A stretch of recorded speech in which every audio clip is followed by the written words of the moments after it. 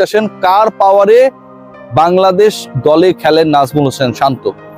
অনেক প্রশ্ন এসেছে আমার কমেন্ট বক্সে এবং সেখানটায় সাধারণ যারা ক্রিকেট ভক্ত রয়েছেন তারা সেই প্রশ্নটা করেছেন যে শান্তর আসলে পাওয়ারের উৎস কি, শক্তির উৎস কি। অনেক কিছু পরিবর্তন হলো, নাজমুল হোসেন শান্তর কোনো পরিবর্তন নেই। তাকে ওয়ানডে ক্যাপ্টেন রাখা হয়েছে, ওয়ানডে দলে কেন নাজমুল হোসেন শান্তকে খেলানো হবে, কার পাওয়ারে তিনি থাকেন, আমি এই আলোচনা করব এবং খুব যৌক্তিকভাবে করব। আজকে নাজমুল হোসেন শান্ত কার পাওয়ারে খেলেন সেই ব্যাপারটাও আপনাদের সামনে ক্লিয়ার করবো। তবে তার আগে আমি একটু পরিস্থিতি একটু আপনাদের সাথে শেয়ার করতে চাই। এখন খেয়াল করে দেখবেন যে বাংলাদেশ দল যদি আমরা এই মুহূর্তে খেয়াল করি, বাংলাদেশ দলের সবচেয়ে গুরুত্বপূর্ণ আলোচনার জায়গা কি? মুস্তাফিজুর রহমান, তার বোলিং ভালো হচ্ছে না, অতিরিক্ত রান দিচ্ছেন, উইকেট পাচ্ছেন না, গেল। বাংলাদেশ দলে আলোচনার নাম কি?